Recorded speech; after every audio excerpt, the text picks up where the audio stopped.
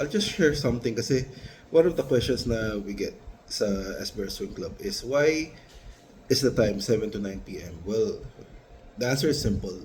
The, the SBR Swim Club is designed really for age groupers. Siyempre, yung mga age groupers, it's either those who are still studying or those who are working already. And we thought about it long and hard. We thought, dapat ba 6 to 7?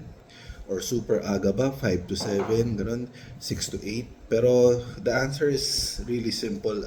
Most age groupers, like yung mga target market talaga ng SBR Swim Club, hindi talaga aabot sa oras na yun kasi they'll have to go to work after or they'll go to school, hindi naman pwede malalaspag na masyado. Parang ginawa namin, para leisurely lang siya and pasok doon sa club team. Ayun, 7 to 9 p.m. na lang siya. We figured na parang after work, when you have extra time, yung makaka-relax ka ng konti, you join the club. Tapos, will the time be the same for the other venues? We do not know yet, but definitely we'll have a venue na bago sa South. Surprise, ano kaya ang venue?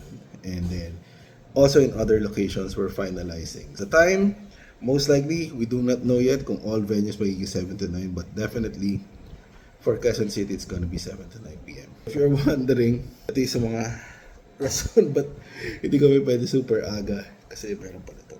Sakto lang kasi 7 to 9 patulog na rin. Good luck. See you guys later. Bye!